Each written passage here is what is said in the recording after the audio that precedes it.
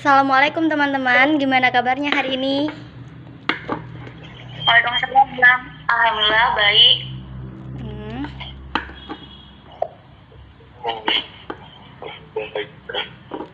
Oke, sebelumnya aku boleh minta biodata kalian terlebih dahulu? Oke, Perkenalkan, nama saya Dita Kurnia, biasa dipanggil Dita, asal daerah dari Sumatera Barat, Pasaman Barat. Kuliah sekarang di IPB University. oke. Prodi apa? Jurusan apa? Jurusan Konservasi Sumber Daya Hutan dan Ekowisata, Fakultas Kehutanan. Oke, terima kasih. Narasumber 2, boleh minta biodatanya? Iya. Ya, perkenalkan nama saya Farid Dika. Alamat saya di Desa Trawulan, Kecamatan Trawulan, Kabupaten Mojokerto. Dan sekarang kuliah di DKI dari Bandung. Kebetulan saya masuk di ketika ini. Sekarang sudah semester. Oke, terima kasih. Di sini saya minta waktu kalian ya untuk wawancara sebentar. Oke. Pertama saya mau bertanya untuk narasumber yang pertama, sejak kapan memulai pembelajaran dari rumah ini? Pembelajaran dimulai sejak bulan September, tapi tanggalnya saya lupa. Kalau nggak salah tanggal 3 mulai pembelajaran, 3 September. Kalau Dita ini mahasiswa baru ya? Ya, Jadi belum pernah ke kampus ya? belum pernah. Oh, oke. Kalau yang narasumber 2, sejak kapan dimulai pembelajaran daring di kampus Anda?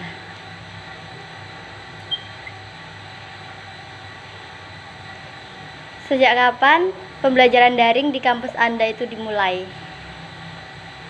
Kebetulan waktu itu saya baru masuk di semester 2 dan kuliah offline berjalan masih 1 minggu dan minggu selanjutnya sudah kuliah daring.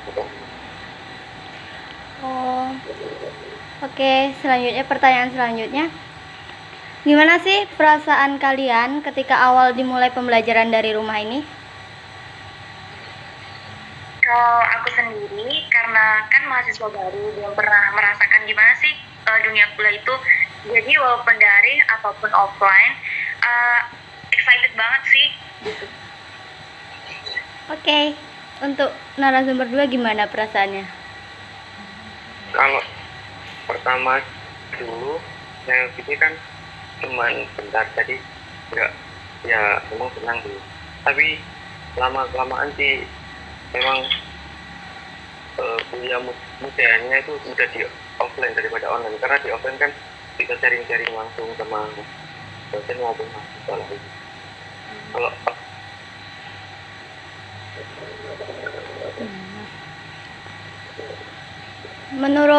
Menurut kalian nih, gimana cara kerja belajar dari rumah saat ini yang tentunya berbeda dengan belajar secara tatap muka di kampus seperti biasanya?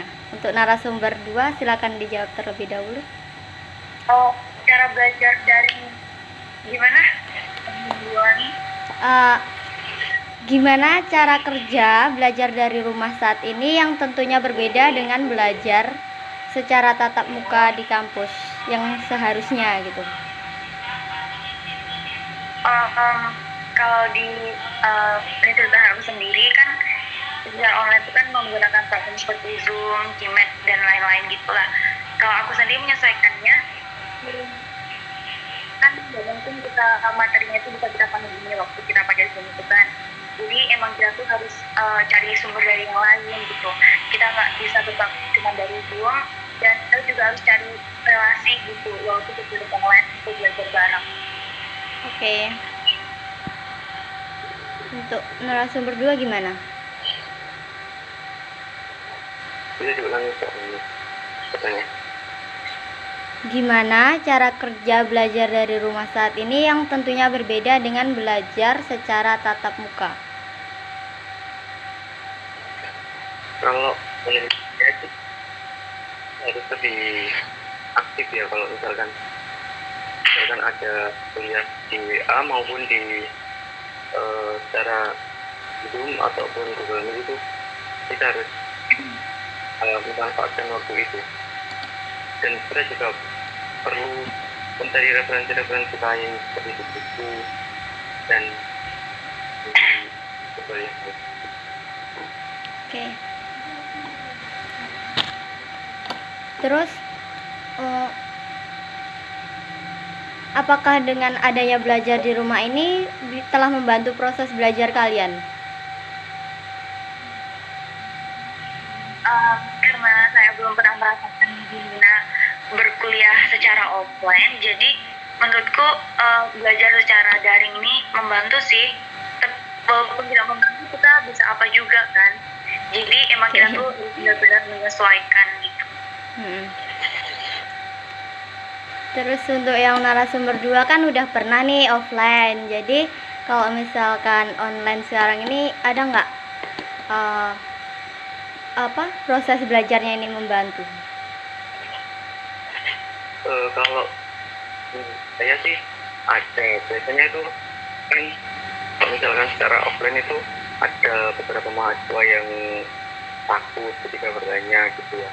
Jadi kalau online kan biasanya kan pakai WA group itu kan bisa lebih berani gitu, mau bertanya itu lebih berani.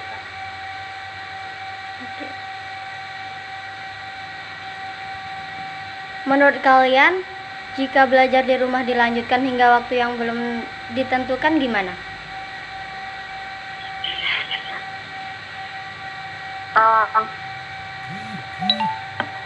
Jalannya aja sih gitu. Soalnya kan pandemi emang kayak gitu dan nggak mungkin kita secara online offline kan. Jadi emang kita tuh benar-benar harus mempersiapkan diri untuk dan gitu. Harus menerima lah intinya. Iya. Untuk narasumber 2? Gimana tadi? Menurut kalian, jika belajar di rumah dilanjutkan hingga waktu yang belum ditentukan gimana? Iya sih, memang ada sedikit ganjal juga. Misalkan kan kita nggak tahu kapan kita bisa bersemula gitu. Jadi tapi ya mau gimana lagi ya. Intinya harus bisa menerima gitu ya. Ya harus masih. Oke.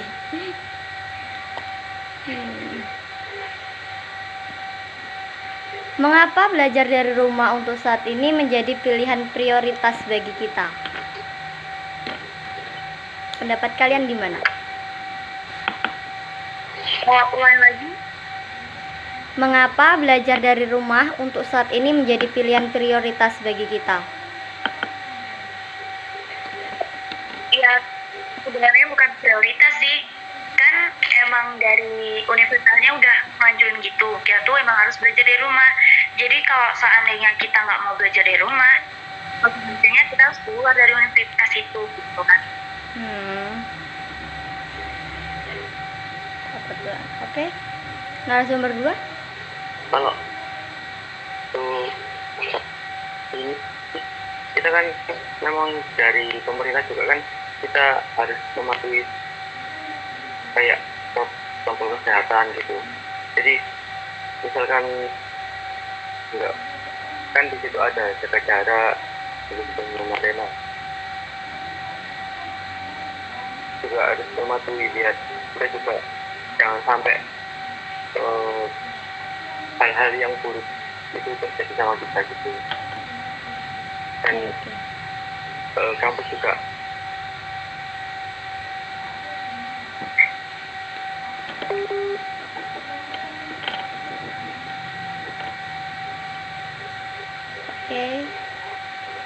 Terus menurut kalian seperti apa dilema yang sering kalian hadapi saat belajar dari rumah ini? Kalau saya, karena kan di rumah itu kan kita tuh bisa melakukan apapun yang kita mau gitu. Kita mau rebahan, kita mau tiduran, kita bisa matiin off cam gitu, kita bisa matiin suaranya. Jadi kan kita bisa melakukan apapun yang kita inginkan tanpa ada orang mengetahuinya gitu.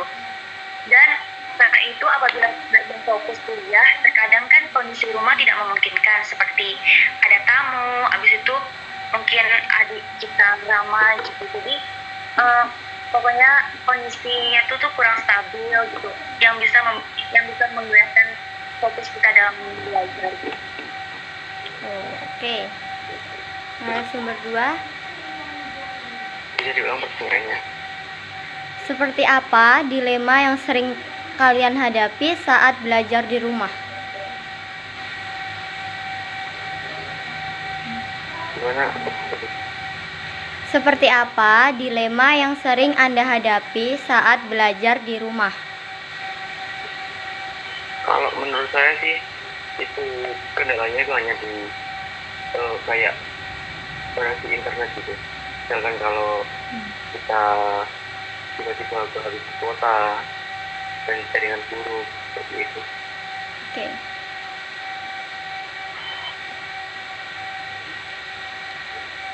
Oh, menurut Anda, apakah belajar di rumah mampu meningkatkan produktivitas belajar Anda sama halnya belajar di kampus? Ya,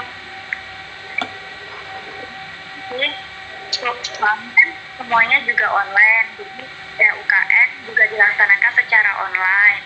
Terus kayak seminar semuanya kan juga dilakukan secara online sekarang. Jadi tergantung kita sendiri. Menurutku walaupun offline sama online kita bisa sama-sama produktif selagi kita ada niat dan ada komitmen. Oke. Untuk narasumber 2 gimana? Gimana? Pertanyaannya apa? Menurut Anda, apakah belajar di rumah mampu meningkatkan produktivitas belajar Anda sama halnya belajar di kampus?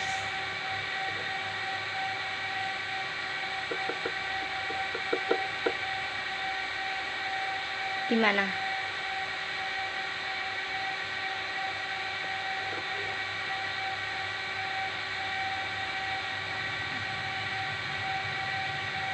Narasumber 2,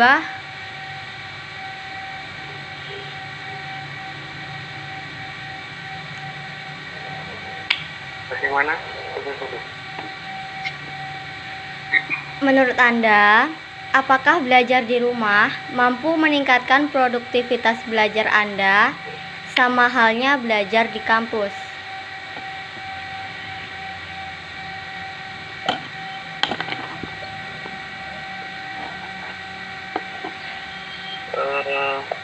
Kalau menurut saya sih lebih kalau produktivitas ya tadi ya. Iya. Itu kita lebih, menurut saya sih lebih bagus di kuliah secara offline daripada online. Bisa diberikan alasannya kenapa?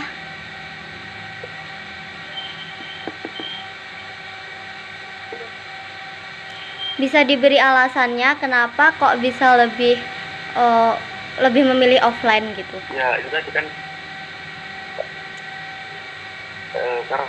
karena kalau misalkan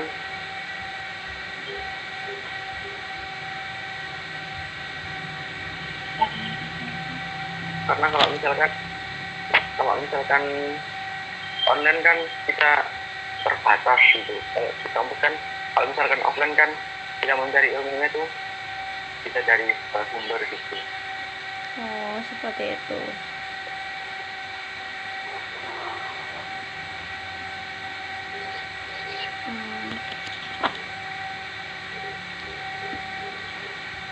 Menurut kalian, apa saja kelebihan dan kekurangan yang kalian jumpai selama proses belajar di rumah ini?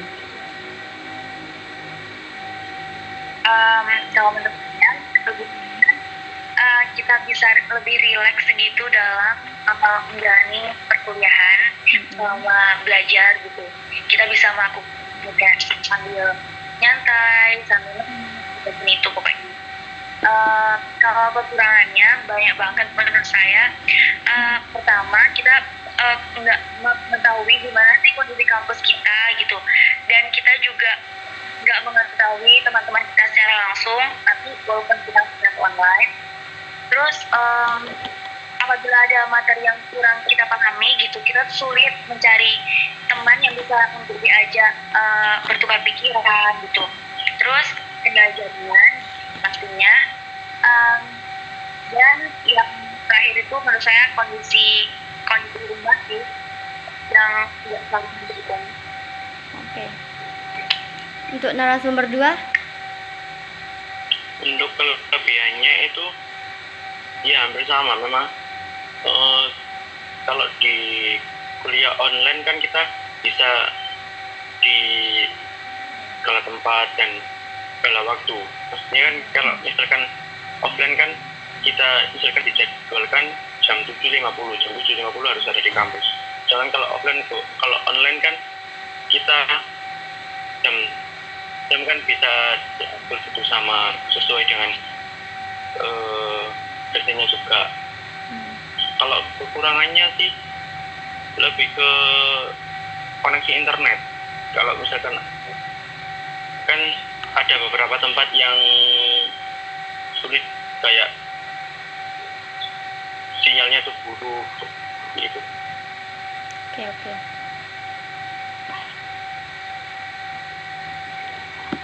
Bagaimana tanggapan Anda mengenai penyampaian materi yang diberikan oleh dosen Anda saat proses belajar di rumah?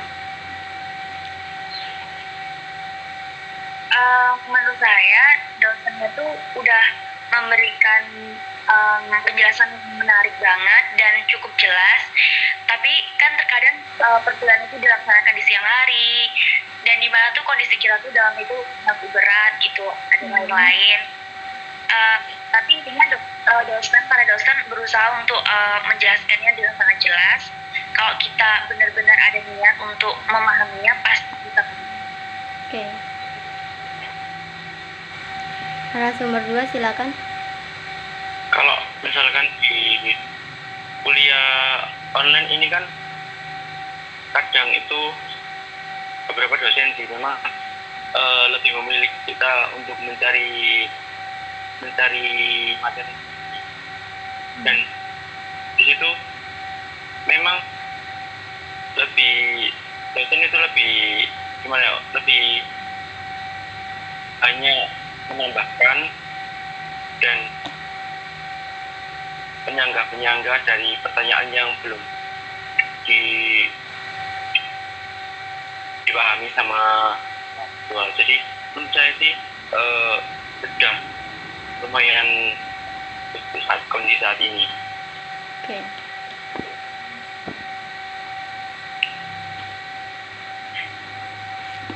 Apakah kalian pernah mengalami kesulitan belajar saat di rumah? Jika iya, coba kalian jelaskan apa alasannya. Tentunya pernah, soalnya kan kalau saya sendiri kesulitannya tuh di beberapa mata kuliah itu, seperti yang kayak itu kimia gitu kan, itu kan harus belajar lebih gitu, karena sulit juga untuk saya pribadi memahaminya gitu. Dan untuk menemukan sumber lain ataupun untuk menemukan teman yang bisa menjadi tutor buat kita tuh kan online ini juga agak sulit untuk menemukan yang pas gitu. Oke. Untuk narasumber 2, saya ulang pertanyaannya. Apakah kamu pernah mengalami kesulitan belajar saat di rumah? Jika iya, coba jelaskan apa alasannya.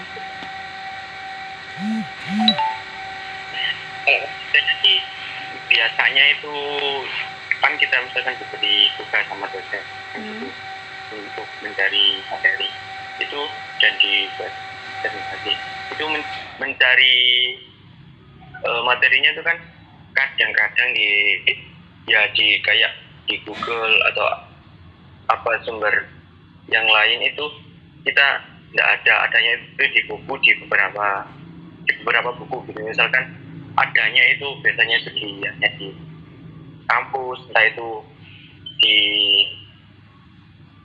kayak di perpustakaan besar gitu. Jadi kita perlu banyak waktu gitu. Dan yang kedua itu ya kembali lagi ke koneksi internet kesulitan. Oke. Terakhir, apakah orang tua kalian juga pernah terlibat dalam proses belajar di rumah?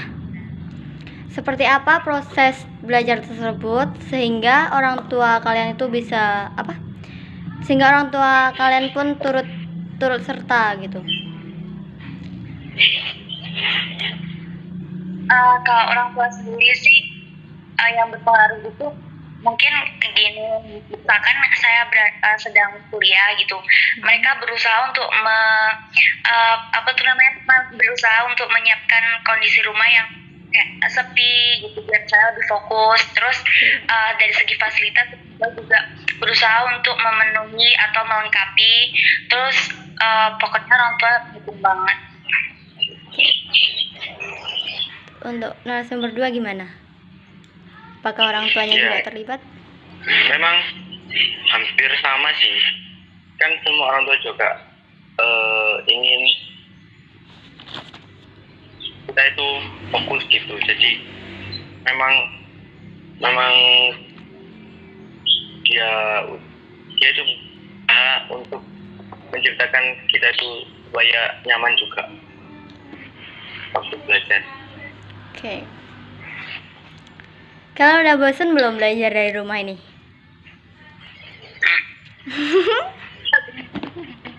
Bosen banget. Pengen ya lihat-lihat kampusnya gitu. Pengen. Narasumber 2 gimana ini? Ya, pengen seperti semula lagi sih. Pengen belajar bareng sama teman-teman adik kelas itu. Pesan dan harapan kalian kepada pemerintah mengenai pembelajaran daring ini gimana? Apa gitu?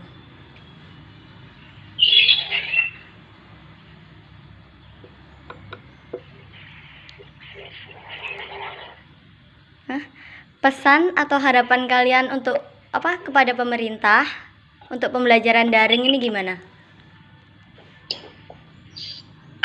Untuk pesan buat pemerintah, kami yakin kalau pemerintah selalu membuat kebijakan tuh yang pasti terbaik buat kita semua kan. Jadi menurutku semangat aja buat pemerintah lakuin, dan kita sebagai mahasiswa menyesuaikan diri aja gitu. Tetap semangat walaupun secara daring ataupun offline, kita harus tetap semangat bahwa kita tuh bisa gitu. Oke. Narasumber 2? Kalau harapan saya sih semoga masa pandemi ini segera berakhir dan kita kan bisa kuliah offline lagi. Kalau dari pemerintah pastinya sudah memberikan yang terbaik untuk kita. Misalnya ya tetap semangat untuk mahasiswa yang lain juga. Oke, semangat guys. Terima kasih atas waktunya. Sama-sama. Saya akhiri ya. Assalamualaikum warahmatullahi wabarakatuh. Waalaikumsalam warahmatullahi wabarakatuh.